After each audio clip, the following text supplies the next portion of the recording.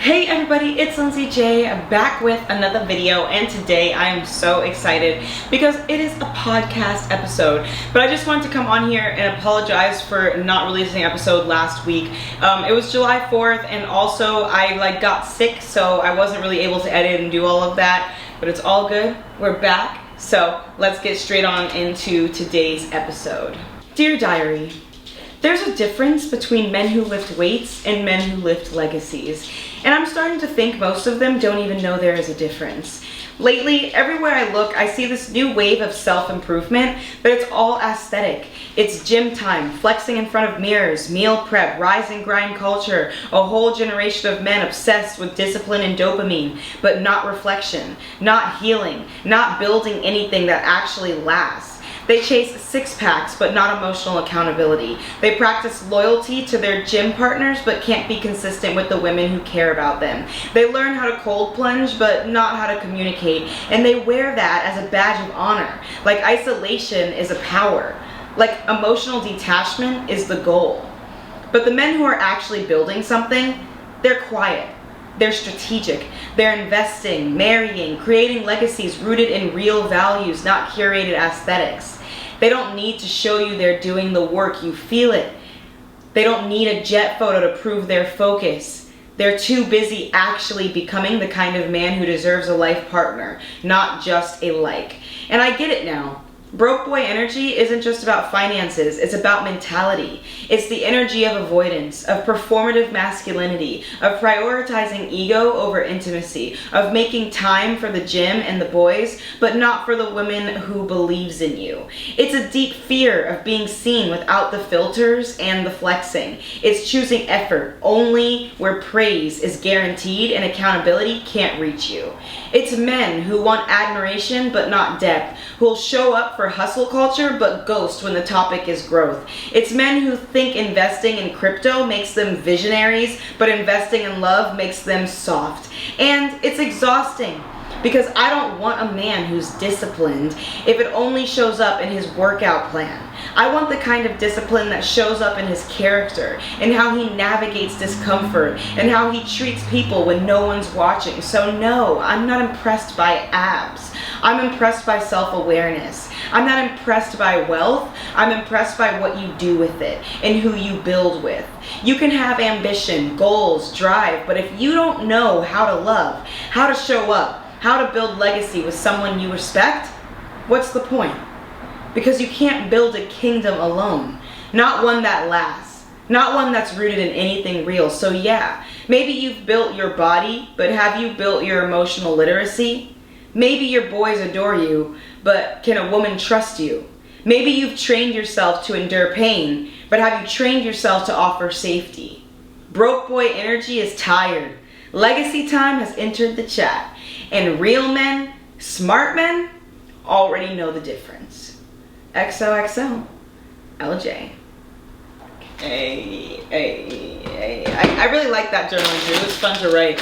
I was really upset and salty over a situation that happened with a guy I was dating, so that's kind of how that diary entry got written.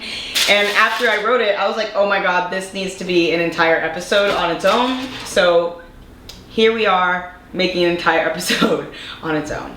So now we're going to record the intro, and let's get it going. Funny weird fact about me is that I don't really drink alcohol, so for fun I'll put my milk or juice in wine glasses to feel like I am participating in wine culture, okay? And no, I didn't have some crazy drunken story that led to me not drinking. I just don't need it. I have so much fun. I'm drunk off life alone, and I hate the way I feel after I drink, so I'm I can't do that, okay? Some trees. I'm not gonna lie to you guys. I'm 25 years old, so I'll admit to it. I don't mind me some trees, but alcohol, not my vibe. Maybe a Moscato or a champagne toast, but that's about it. So the main reason I wanted to talk about this topic today and make a whole episode about it is because one of the biggest excuses I've seen people use when it comes to why they aren't in healthy relationships or aren't taking these risks and leap of faith when it comes to commitment is because of the fact that they don't want to, harm their quote-unquote productivity.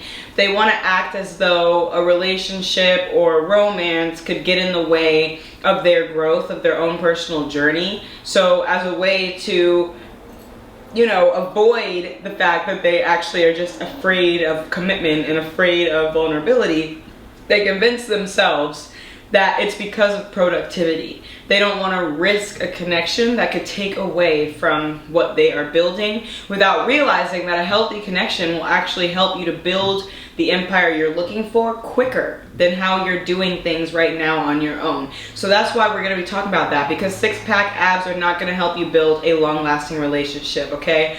But some of the tips and tricks in this episode will. Segment 1, y'all. Let's get into it.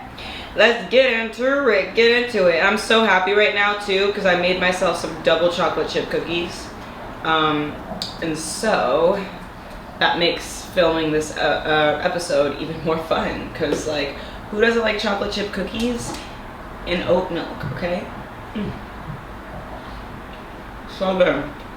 Right now, I think a lot of men are kind of stuck in this idea that I like to call the discipline delusion. And the reason I say that is just because a lot of times people think if they go to the gym, if they wake up early, if they take vitamins and eat healthy, that means they're gonna somehow just like manifest this life of like billionaire status, all this fame. And it's like what they're not understanding is that a lot of the times when all these wealthy entrepreneurs are referring to these types of characteristics within themselves, these are the types of things that a lot of these entrepreneurs kind of instilled upon themselves after they gain success. A lot of times people who gain success do not have healthy lives. I mean, a lot of times they overwork, don't spend a lot of time with their families. There's a lot of like unhealthy things going on, but they don't want to talk about it. One, because it's too vulnerable to admit that they struggled. And two, they don't want people using the same formula in order to get to their power. That's why people have to study. That's why people have to watch, because instead of just telling you exactly how they did it, they make you go through an entire process to make sure that you don't get to where they're at. You know, and again, because people want to feel like they're doing something, they'll project this image of productivity and be like, well, I'm going to the gym consistently, I'm taking my medicine consistently, or doing these things consistently. But it's like that consistency though isn't translating into finances, is it? Because how are you learning how to stay consistent in your finances? How does showing up at the gym every morning translate to how you show up every day when it comes to how you build wealth? I mean, these are serious questions that I like to think about when I look at my partners, because I don't date casually. I would like to be with somebody who's financially literate, and also somebody who maybe, if they are not financially literate, is open to talking about finances and educating themselves, because it's very important. And I also know that right now they consider finances the leading cause of divorce. So the more you can understand finances, the better it will be when you're in a partnership dynamic, because then you guys will be able to work out issues together based off the fact that you have at least a decent amount of knowledge on finances and investing and how it works. So educate yourselves. Education is literally power. And sorry guys if I'm a little congested. I was just a little bit sick, so I'm a little bit congested still, and I have terrible allergies. But discipline now is being praised without asking what it's applied to. So I'm like, okay, yeah, you're being disciplined at the gym, but like in your relationships though, are you showing up when it's hard? Or are you dropping out and emotionally detaching once things become real for you? Do you know how to handle intense emotions? And I don't mean intense negative emotions. I mean, do you know how to handle love? Do you love yourself enough to love someone else? Because most of the time, these individuals, this answer is really no. But they try and use this image of being productive as their way to say that they love themselves when they don't. They don't truly love themselves, because if they did, they wouldn't see the lack of value in romance, connection, and bond. What they're afraid of is vulnerability, and people who are afraid of vulnerability are afraid of themselves, even if they try to dress up all this performance and confidence. Because again, you cannot be afraid to love if you love yourself already. Because a lot of the time what people are afraid of is either being left which means that you have a fear or a feeling within you that means that you aren't worthy of love. Because if you have abandonment issues, that means you're constantly fearful that others are going to leave you. And if you're constantly fearful that people are going to leave your life, that means you are insecure in your own value. Because a person who is certain in their own value understands that if somebody is willing to jeopardize losing you in their lives, they weren't worthy of your time to begin with. But you internalize it. You look at it as something that's flawed within yourself. So instead of understanding and having empathy for yourself that you were mistreated and understanding that you still have value, but that value wasn't seen by someone else, and that doesn't mean it's not there, but that it just truly was misunderstood and mistreated by someone else, you internalize it too much and convince yourself that you're the problem. So in the future, you project this hard exterior. You overcompensate for your insecurities. So instead of admitting that you're scared to fall in love again, you shut down the second those feelings could be real. The second that a commitment could actually be true and not something superficial and transactional, you get scared. And you can say that it's because you're confident in your career, you're confident in your productivity, and you don't want to jeopardize your growth. But that's not what it is. It's your fear of truly being seen. Because you're worried that if somebody sees you for who you are at your entirety, they will leave you like everybody else in your life. And again, the only kind of people who are worried of everybody else leaving them are the individuals who don't recognize their own value. Because again, if you see yourself as valuable, you have nothing to fear. Because you're like, okay, well, you know what? I have nothing to fear. I add so much value to other people's lives. They're crazy if they don't want to keep me around. So you're not worrying about if people are going to leave you or not. You may think about it like, man, it's a possibility, but it's not something you internalize, interpret, and then project out onto the world. You know, and so that's why I'm saying all these people, they have performative discipline. And the reason it's performative is because what people don't understand is that humans, we work and operate predominantly from our subconscious. So if you're truly taking in something such as discipline and incorporating that kind of a habit into your character, and that's what you want. If it's truly within your character and you truly integrate it into your life, that trait will show up in other aspects of your life. If you're truly disciplined and you've learned how to be disciplined at the gym, then you will learn how to be disciplined in your relationships. You will learn how to be disciplined at work and how you build your finances. You will be disciplined in how you love yourself. That is what true discipline is. But most people, they stop at the surface. They think that it's enough to go to the gym, to read books, to study. They think that's enough. That's what it takes to be successful, but it's not. That's not what it takes. So while you're over here sitting afraid of opening up because you're afraid that doing so will jeopardize your growth, when in reality that's exactly what you need in order to surpass what you thought you could even accomplish to begin with. I mean, come on guys, like, we need to understand there's a difference. There's a difference. Manifestation doesn't happen by just thinking alone. That's not the point of manifestation, which is a big problem we currently have in our culture anyways. People don't understand what manifestation truly is. Just because you're thinking that you want something doesn't mean you're actually going to get it. The whole concept behind manifestation actually has to do within the realm of the subconscious. The concept states that if you start to believe in yourself as if you have already gotten to the place where you want to be, you will start to subconsciously build the lifestyle you're looking for, even if you don't have the finances. Even you will situate yourself in the environment in which your highest self would be in, okay? And that could be, you know, from going to just clubbing and partying it out. If you're trying to become an entrepreneur, instead of going to parties and all that stuff, go to real estate seminars and start networking with other real estate entrepreneurs. Stuff like that. It's reality shifts. It's putting yourself in the right places and making real moves. Because guess what? Any real successful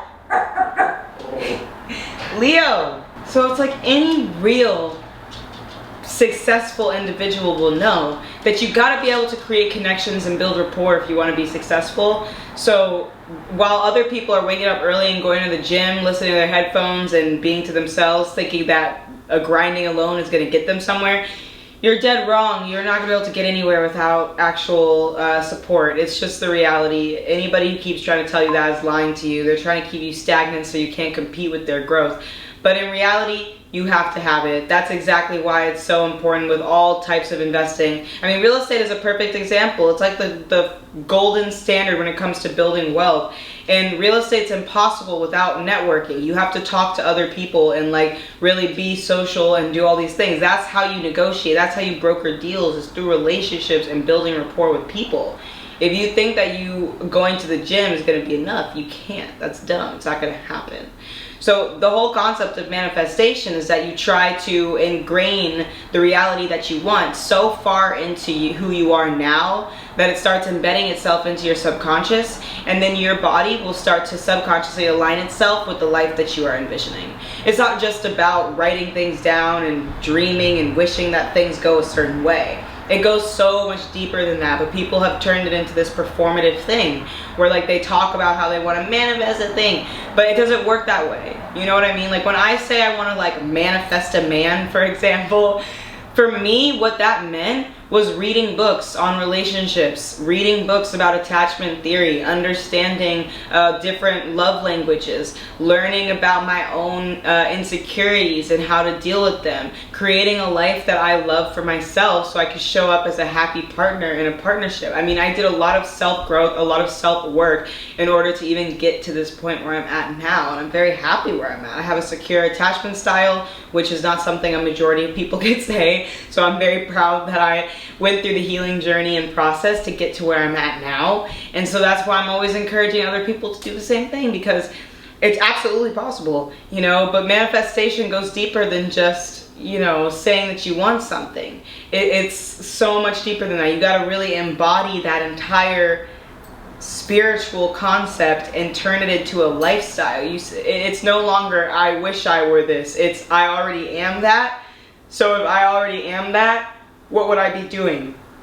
And once you start asking yourself that question, what would I be doing if I was my highest version of myself, you will literally surprise yourself so much at how many of the small choices and decisions you make could truly add up to a dream lifestyle. People they take it for granted. They take their many tiny decisions for granted, but it's like a butterfly effect. So make sure you choose wisely what you do with your life every single day, how you choose to show up, who you spend time with, what you're doing, because you have the choice to decide how your life truly plays out in the grand scheme of things. And if you don't listen to your highest self, your highest version of yourself, aka the version of you you wish to be and the version of you wish to accomplish, then you're not going to get to that place where you want. Okay, so just stay present and understand the truth behind manifestation, and realize that discipline without the proper action and without proper embedding into your subconscious isn't going to get you anywhere. It's just discipline that's only going on in one aspect of your life and not benefiting you anywhere else. Right now your discipline is go to the gym every day, but you shut down everybody who tries to get close to you. That's not discipline. That's weak. And I hate to say it like that because it sounds so harsh when I say it like that, but it's true. It's true, baby. And now I want to bring up the whole point that I kind of touched on earlier, is the fact that broke boy energy isn't just financial. It's not just about finances. It's also about mindset over money, okay? So for me, I feel like broke boy energy is kind of like a mentality of avoidance and having too much ego and a deep fear of intimacy, because real wealth includes emotional safety, emotional literacy, and partnership. You know, like people can be loyal to gym partners but very flaky with their actual partners, and they'll have a high dopamine but low emotional regulation, with a fear of being seen and thinking that softness is kind of like a weakness, you know. And I think that there's a lot of just harm and damage in that, because, you know, the main reason I consider that something that only a broke boy would really do is just because of the fact that, as I mentioned before, it's super important that you formulate relationships and bonds with powerful individuals. And you can't do that if you don't know how to regulate your emotions. If you don't know how to handle high stress environments and like high intense environments, negotiation is going to be pretty tough for you. And negotiation is like super important, because once you get to a point where you're making real money, there is no real price tag. You start talking about prices because of the fact that you're negotiating. So if you're good at negotiation, you can negotiate yourself up to the highest possible, outcome. You could get the most out of it that you possibly could if you know how to negotiate your way through it.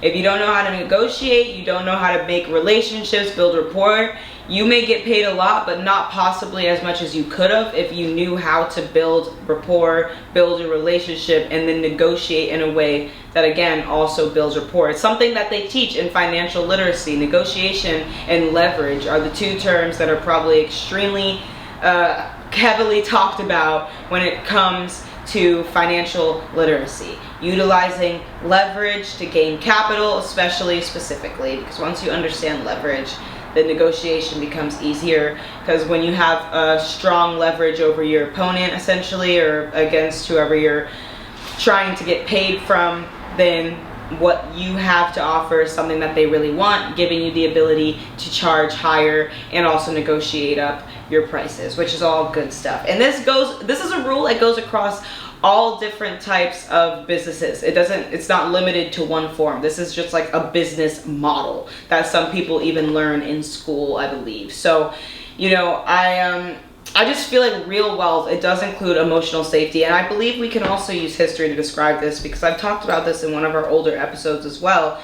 But one thing that our generation today doesn't realize is that the construct of power is something that's been around since the beginning of time for a human individual, for humans. We've always had power. We've always had power structures and dynamics. That's always been a thing for us. So I'm like, I lost my train of thought there for a second. So power is something we've had all throughout time. So for a very, very long time, our power structures may have looked differently, especially based off of our geographic location, cultural differences, social norms, and economic expectations. Various things contribute to it. But the moral of the story is that a lot of the times when we looked at powerful leaders, they were always ruled by two individuals. One was female, one was male. Usually you had a king and a queen. And if it wasn't a king or a queen, then you had an emperor and empress, or you had two. The feminine power helped to nurture and take care of things at home and take care of, the town, while the kings and all the men would go and do their thing. Obviously, of course, that's super outdated. I'm not saying that we should listen to this when it comes to gender. I'm just talking about that structure, that dynamic of how we see value in feminine and masculine energy when paired together. Nowadays, masculine and feminine energy doesn't actually have to be tied to somebody's gender. It's just an energy. So whatever one that you are more tied to, there could be a lot of strengths in you dating someone or being with somebody who has a lot of feminine energy, especially if you want to gain money. Because if you're a provider, for example, and this is another reason why wealthy men know this and broke boys don't. Wealthy men understand that if they are constantly worried about what they're going to eat at home, how they're going to keep their place clean, or honestly, especially emotional stuff.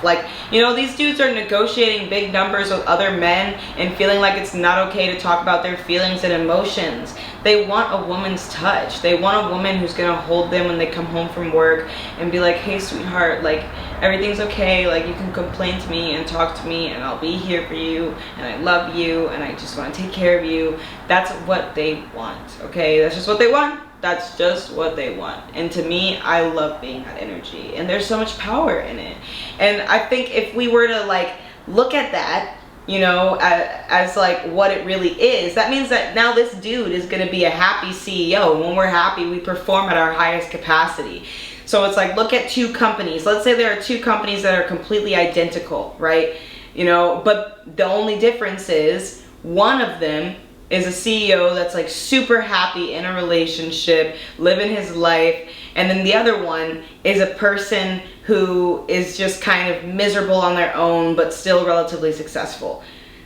The happiness quota is going to be much lower on guy 2 because of the fact that he's alone. He doesn't have anybody helping to regulate his emotions in a way that can help him to truly learn things about himself and grow. And so what happens is he has a cap on his potential when it comes to growth, to work, to everything. When you're happy, you become more creative. So people, for example, like artists, musicians, all types of people who are creators, for example, are ironically the same people who are so terrified of love nowadays. But the craziest part about it is that love is the strongest fuel for individuals like that. People who are creative at heart and are artistic at heart, like, those are the people who thrive in love, who thrive in romance.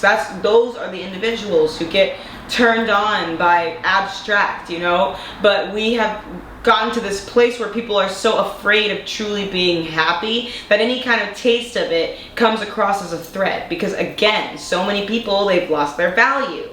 So they're like, okay, wait, I don't want to be too happy, because if I'm too happy, that means there's a risk. I'm risking my heart now, and I don't want to do that. And I'm gonna say I don't want to do that because I'm working really hard and focused on my grind, but that's not actually the truth. I don't want to do that because I'm afraid of vulnerability. I'm afraid of opening up, having you see me, not liking what you see and leaving me, and then I'm gonna have to be really heartbroken and upset. And I don't want to experience that again, because the last time it happened to me, I feel like it broke me, and I don't want that again because it'll slow me down. So guess what? They stay stuck in their same old cycle, in their little illusion of productivity, thinking that if they just keep running in a circle, eventually they'll make it to the next wheel when they're not even connected to it at all. You know, I'm like, look, you need to get it together and realize that you can't live life on your own.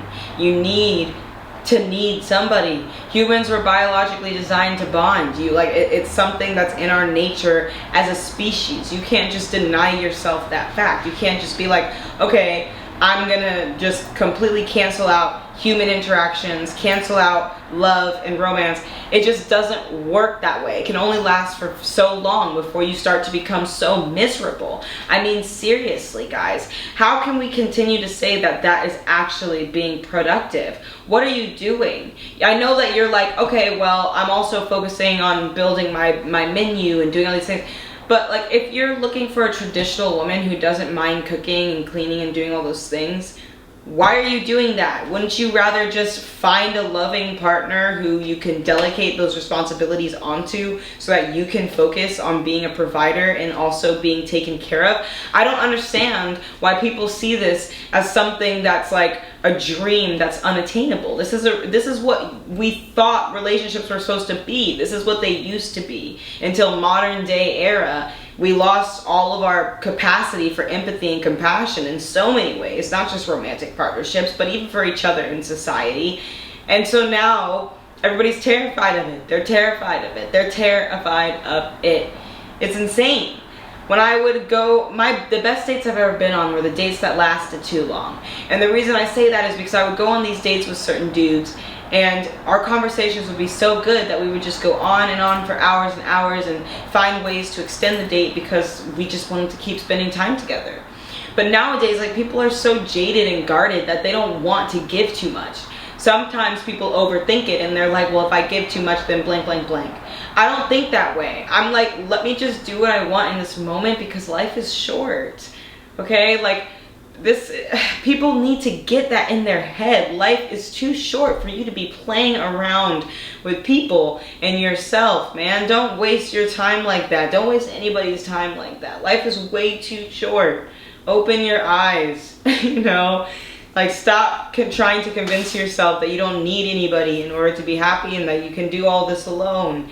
It's okay to need someone. You're not needy or clingy or weird, and no, you're worthy of love. Even with all of your worst insecurities and fears, you're still worthy of love. You're not unlovable, so stop forgetting who you are. Stop forgetting your value. Start waking the fuck up to who you truly are and realize that you are enough, you are worthy of love, and you are somebody who someone else will see the whole world in.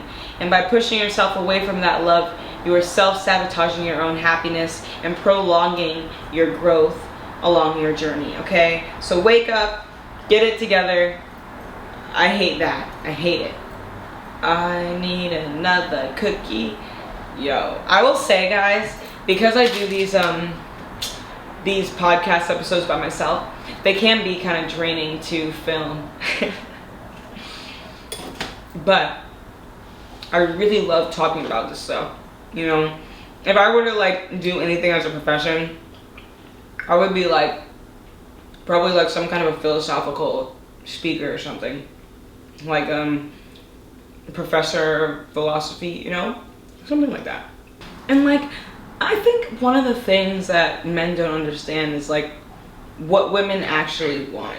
Because the thing for us is that we want safety, substance, and shared building, not performance. And there have been so many times when I've talked to women who have, you know, accepted the bare minimum from so many men. And I'm just like, how have men still not seen how much women are willing to put up with and how much of their morals and standards they're willing to jeopardize in order to try and appease and receive validation from the men that they hold on a pedestal. And I just feel like at the end of the day though, even when they're searching for validation, like the reason they're searching for validation is because they're looking for a man who makes them want to live that soft life, who makes them happy, makes them want to like, just, I don't know, feel safe, you know?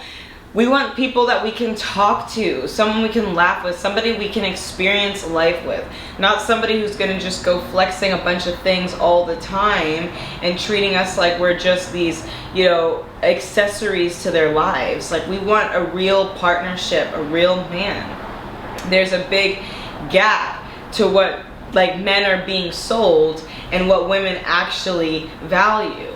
Because women want time too. Where like most women have quality time as their love language, and most men have physical touch. And physical touch, it's not like you know, in like a sexual way. It's like physical intimacy, just in a vulnerable way. Men tend to gravitate towards that, and I think it's because like men, they're not good with their words, so they speak with actions, hence physical touch.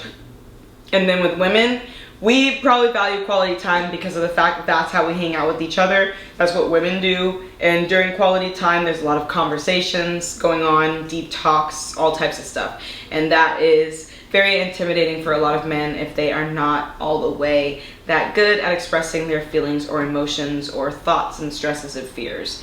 So, you know, physical intimacy is great because it's like that, you know, unspoken truth, essentially. But I feel like nowadays the real flex is actually being emotionally responsible and loyal and especially present. I think presence is the biggest thing for me that I would say, because like a lot of times I've just noticed that people don't know how to be present anymore. I'll go to things or go to places and events and stuff like that, and I just feel like people worry so much about things that aren't even there. Whether that's like a bunch of celebrities they don't know that doing something that really doesn't actually matter all that much, or just freaking out about future events or future obligations. And I'm like, well, we need to start focusing on being present, but not present in the way where it's like, okay, what's everybody else thinking? What do they think of my outfit? Do I look okay? I don't like how I look. I don't like how I feel. I don't like how I dress. Like, oh my God, no, not that. That's not what I mean. The type of presence that I'm saying is rare, the type of presence that I want to see from people is like, okay, I'm here to have a good time. You know, I'm here to have a good time.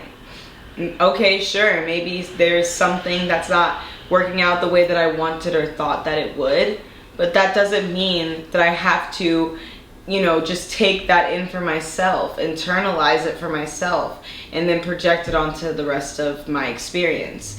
I don't need to do that. Instead, I can remind myself in that moment, stay present. Remember what we're doing right now. Remember why we're here, and remember that it's all about having a good time, meeting new people, having fun, living life, and expressing and experiencing joy. I mean, that's just what the world needs right now. I feel like we're kind of like in a depletion right now when it comes to like love and kindness, and everybody's like, okay, well, I go to the gym, but like, have you trained yourself to offer safety to others? Do you know how to be a safe space? Because I just don't think people do. So many times people project, and the scary part is half the time they don't even realize that they're doing it. You know, people, like, they get so fixated on this scare-based mentality that after so much time of living their life that way, they don't see the harm in it. So they project it onto other people as advice, as ideologies, as methodologies. And so what ends up happening? They're projecting. They're projecting their fears and insecurities onto someone else because they've gotten so used to internalizing their own insecurities that now they project it onto others. And it's like, okay, well, how can you call yourself a safe space in that regard then? But if you want to know how you can be a safe space for other people, you have to start by being a safe space for yourself. You need to start by talking to yourself more frequently about what's really going on instead of trying to avoid all the things you don't want to talk about with yourself. You know what I mean? Like, there's just so many people who are so afraid to sit in silence with themselves and get lost in thought about all the things they're going through. They're so afraid of it. And I'm like, guys, sometimes that's what you need. That's what's necessary. Okay, because I swear to you guys, that's the only place where you'll find all the answers you're looking for. All the noise, all the distractions are just that, distractions. You're wasting your time. They'll all be there at the end of the day. But once you find yourself, once you find your way, and once you feel good for yourself, all those things, all those distractions will like be 10 times better. And they won't be distractions anymore. They'll be pleasant joys that you can experience without actually internalizing, you know. And right now I think that what we need is for people to learn how to create safe spaces by loving themselves more, because once you love yourself, that's how you have a safe space for yourself. And right now I don't think people feel safe with themselves. I just really truly don't. I don't think people feel safe with themselves. I don't think people feel like they want to actually acknowledge and talk about their insecurities and fears in a way where they actually acknowledge the fact that they do need to make some big life changes or big life decisions. People don't want to admit to that kind of stuff. They just don't. And a lot of times they get so convinced in their own mindset that them avoiding it is justified, but it's not. It's self-sabotage. It's self-sabotage. And they're so cold-blooded and hard-headed that they don't listen. So it's like, you know, people are just walking around nowadays thinking that they're doing the right thing, thinking that they're being all these good people while simultaneously projecting harm onto others and calling it okay, or calling it defense, or calling it, you know, not like actual self-defense, like in case, I mean like emotional, you know, like they're calling it protecting your peace. They're, you know, but it's not, that's not what you're doing. You're self-sabotaging and dressing it up as confidence and productivity. That's what's happening, you know, and you're missing out on your own potential by doing that.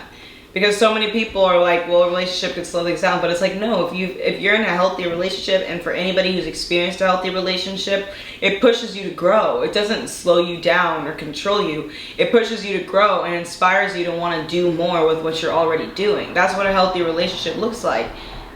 The only reason you're afraid of a healthy relationship is because you haven't experienced it, and you're afraid of messing it up, or you're afraid that you are going to be left behind, or that you're being bamboozled in some way.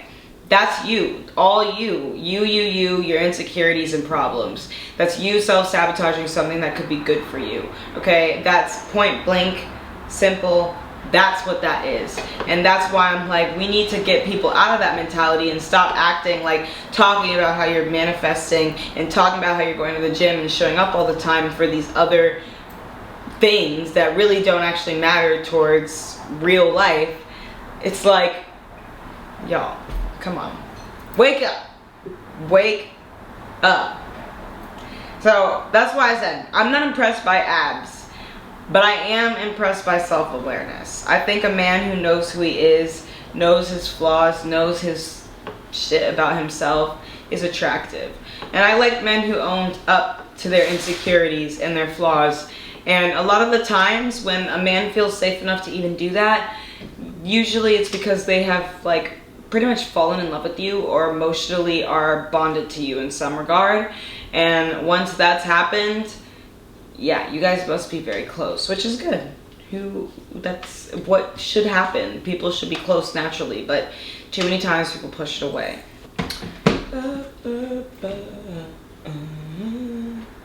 Ain't nobody love nobody. And so legacy time has entered the chat, and I want people to know what real men are actually building quietly, sustainably, and intentionally, okay? Because, come on, let's be real. Legacy is so much more important than like count. Men who aren't performing masculinity, they're embodying purpose. And what I mean by that is that there are so many men out there who, instead of being overtly masculine, are in like trying to flex and be all this certain kind of way. There's so many dudes out there who are like doing so well, extremely successful, but also very grounded. Like, you know, they're not the kind of dudes who are mistreating people, out here doing stuff, you know, getting into trouble. But nowadays, we just don't glorify men like that. So a lot of times women will end up settling for men who are not like that because they have a hard time believing that men like that actually exist. And I'm like, girl, they really do exist, okay? They are out there. It's just that they're called real men, and you must not know what that looks like right now, but that's okay. You will one day, once you have one, because there's no way you can confuse it. You know, a real man, he's focused on true self-improvement. He's investing in his, you know, emotional life, in relationship skills and his capacity for depth. He's not just sitting around, you know, on their own little thing. There are men who are out there growing because they see the value in reaching their full potential. They understand that with self-growth comes more success, financially, healthily, relationship-wise, in so many different ways. And so that's why I'm saying, I'm like, okay, I need a man like that. I need a man who I can look at and say, okay, well, you know what? I trust him. I trust his decisions. I think that he's going to, you know how to handle situations that we need him to handle as the provider. And for that to happen, he needs to be able to handle a certain level of depth. He has to have a good capacity. Life is hard, okay? I can't be with a man who's going to exit immediately once things get tough, who's going to shut down every time that I need them. That's not somebody I can be with or somebody that I want. So unless the person can grow and become consistent, then a real man is the one who actually can do that. Who, if they aren't like that already, will actually do the work to grow and become the man that I deserve. Or they'll let me go on to somebody who can take their place. You know, and at the end of the day, that's why I'm always telling people, I'm like, guys, there are men who aren't performing, but they really aren't even flexing like that. I know so many dudes who are like, they got private jets on deck, they got all this stuff, they can afford all the designer, but like sometimes literally they will shop at designer. Their favorite shoes will be like the most basic shoes out there because they don't care. They don't have to prove themselves. They just don't. They don't have to prove themselves. You think as tech dudes care? They're used to being outcast their whole life. They're used to being weird computer nerds. They're used to that. So they don't try hard. They don't care. They don't. They really don't. But they're super successful and usually doing 10 times better than the ones who are flexing it all.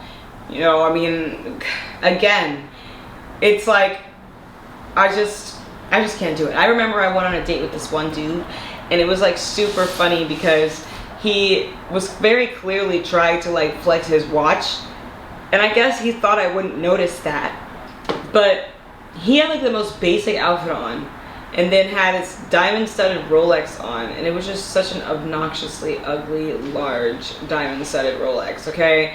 And if he was like a rapper, entertainer, or just a person whose style was like that and like wore chains and into that shit, I'd be like, okay, cool. But he wasn't. He was like a nerd who was wearing like the most basic outfit and then this giant wrist of like shining things, and it was because he wanted to show off that he had money, but that's so unattractive to me.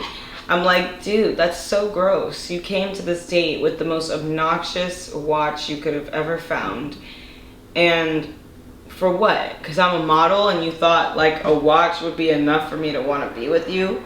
Yeah, right. No, I'm okay without it. Like, what is that watch gonna do for me?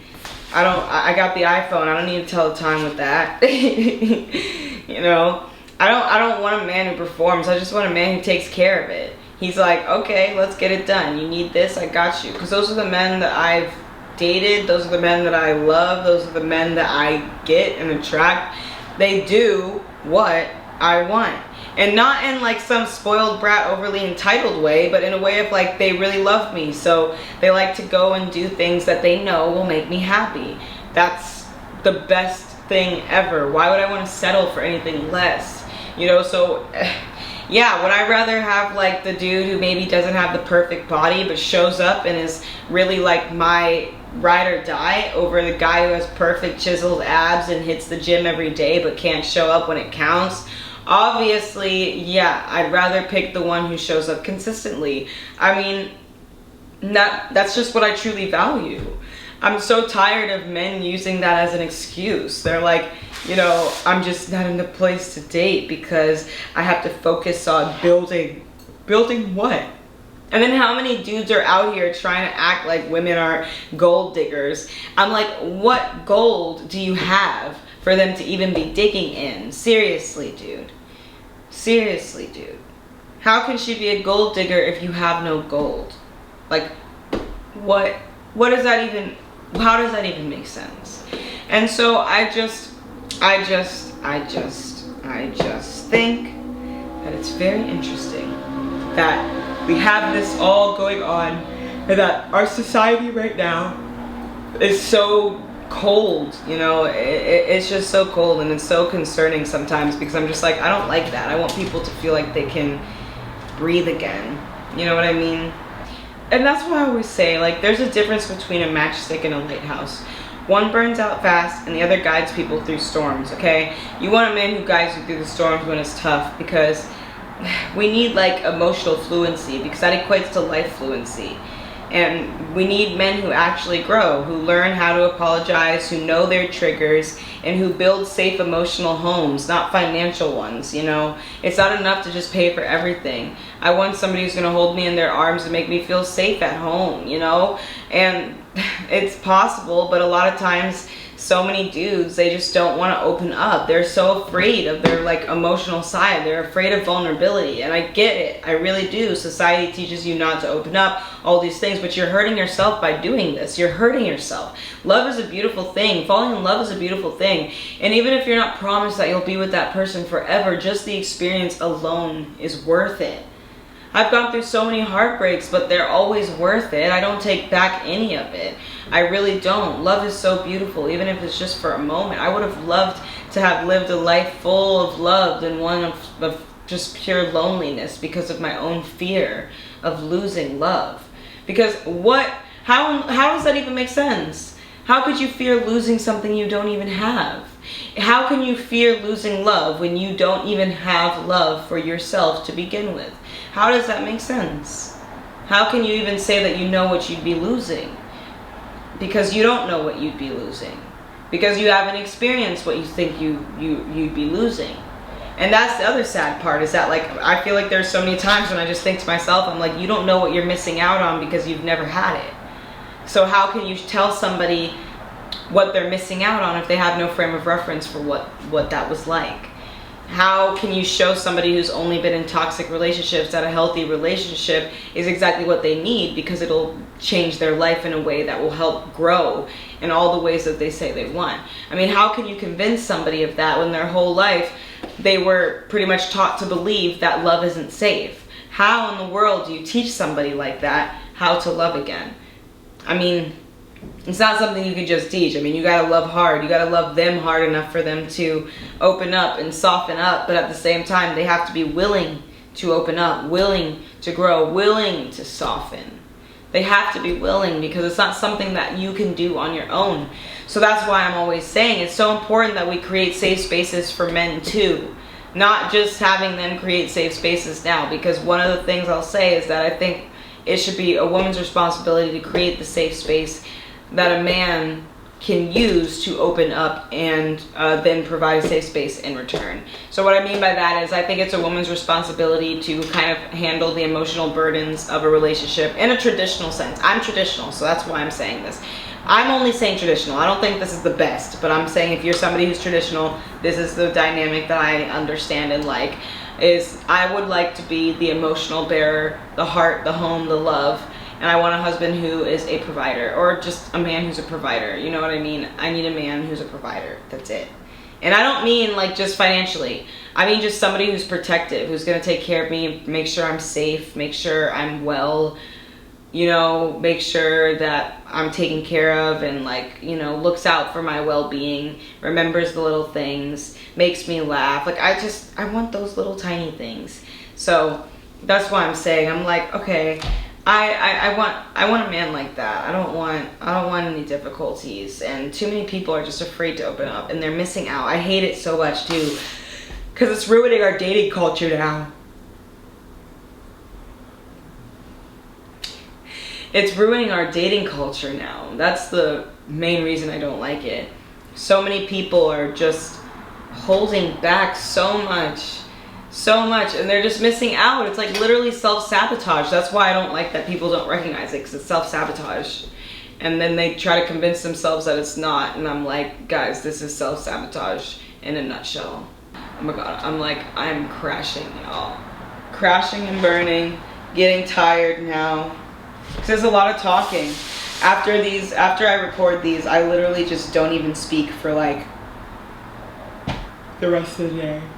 So where do we go from here? Oh my god, Leo. So where do we go from here? You know, how do we evolve the masculine ideal?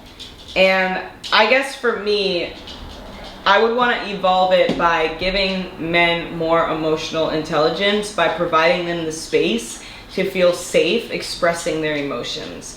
I think we need to start providing more spaces where mental health, like men's mental health, is taken more seriously, where we encourage men to talk more about how they're feeling, about what they're going through and what's going on.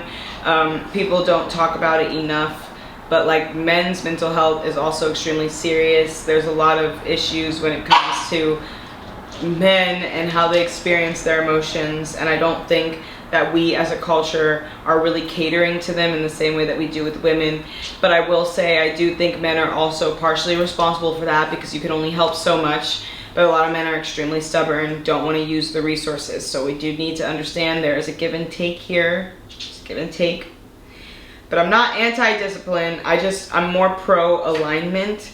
You know, I think if you're gonna have this discipline in one aspect of your life, you need to incorporate it in all aspects of your life. A lot of these things that these successful individuals are telling you, all these habits, the reason they create these habits isn't because they're trying to like only use it in one aspect of their life, aka the gym. It's because they understand the importance of discipline when used in tangent with other parts of their lives. They know that if they're good with discipline and they harness their ability to stay disciplined, then that means when it comes to their work, their career, their relationships, they're now going to be able to have discipline because they have been harnessing that skill. That's why they do it. But other people, it's like they're not really perceiving it that way. They're like, it's like they think that if they just do it as a habit, it's like just good for your body. So like you're working out and it's good for your body, and that's supposed to be good for your mind too. And it's like that is a part of it, but it's not like the overall concept of what's truly going on. So I just truly believe that you can't build a kingdom alone, at least not one that lasts, okay? You need people to help you. So if you're not learning how to have empathy, especially because empathy and ethics is so important when it comes to working with others, the more empathy you have, the better you can understand your clients or your partners. And when you understand them, you can understand their needs and then cater into whatever it is that they're looking for. And when it comes to like finances and business and stuff like that, the better you are at doing that and providing people what they're looking for, especially, then the more money you will ultimately make, because you're adding value to people based off their specific needs and your capabilities. So I'm like, we need to get people to understand that you need to understand how to use ethics when talking to people, having empathy and compassion for others, because it will truly impact the rest of your life. As I told you earlier, our brains naturally function in our subconscious. Our subconscious mind takes up more of our brain power than our actual conscious mind. So that's why it's important that once you fully do get a concept in, you try to start to incorporate it into your overall life. Because if you want to learn anything for real, if you want to keep anything in you for real, you need to make sure it gets into you at the subconscious level. Just remembering it and, you know, reinforcing it at the surface level isn't going to last. So you need to incorporate this type of a habit into your subconscious mind as well. And it's possible. It's absolutely possible. It's hard, but it's possible. You got to push back against your own mind. You got to challenge yourself a lot. You got to question your own beliefs, and you need to go against some of your biggest fears and insecurities when it comes to emotional intimacy and vulnerability when speaking and spending time with others, which is terrifying. I get it. I really do. I get how it could be scary to open up, and especially if that person leaves. It's like, you know, you gave them your heart and they left. But if you're really dedicated to your own personal growth and you're really dedicated to like becoming the successful person, why aren't you willing to do whatever it takes in order to gain that success? You're saying that you're hungry, that you're chasing after your dreams and success, but you're not doing everything that it takes in order to become successful. You're doing everything except for one thing, and justifying why you're not doing that one thing because of your own fears and insecurities. And to me, that's not somebody who's hungry for success. There's just so many people, like all the people who are the most wealthy in the world, they understand the value of partnership, of relationships. There's books that talk about the importance of building friendships. I mean, there's just so many times when people have talked about how influencing others is the ticket of success. And you can't learn how to influence others at the gym. You can't learn how to influence others by exiling love out of your life and avoiding anything that makes you feel something. I mean, that's just not how that works. You know, too many people are like back and forth. They want a relationship, but they don't. Then they want it, but they don't. They want it, then they're scared. All these like back and forth things. Just always teeter-tottering in the middle of like, you know, wanting a relationship and being too fearful. That's what pretty much everybody is doing nowadays. That's it. That's all they ever do is just fearful of a relationship and where, you know, where it could go. Because like, as I said, deep down they have abandonment issues. And when you have abandonment issues, it's because you lack understanding of your own value. You're like, okay, well, I'm not worthy of love, and somebody else is going to find out of that. So I need to cut them off before they leave me because I'm not actually that worthy of this good of a love. So I need to end it now before it goes bad. I mean, this is what people do all the time, and it's so sad because I think it's truly an American thing. When you travel abroad, people really value romance and relationships and friendships too over finances and success and career. So you'll just notice this natural difference of like how people are, they just act differently towards friendships, relationships. It's like they actually want it. Here we're so guarded, we're just so jaded, we've lost like connection. We've forgotten what it means to be human almost. And that's why I'm so passionate in what I'm doing, because I'm like, I want to restore humanity into our culture again, because it's out there, guys. It's there. I swear. I make some of the deepest connections with people all the time. And I know that people are all wanting the same thing as what I'm saying. They're just too afraid to ask for it.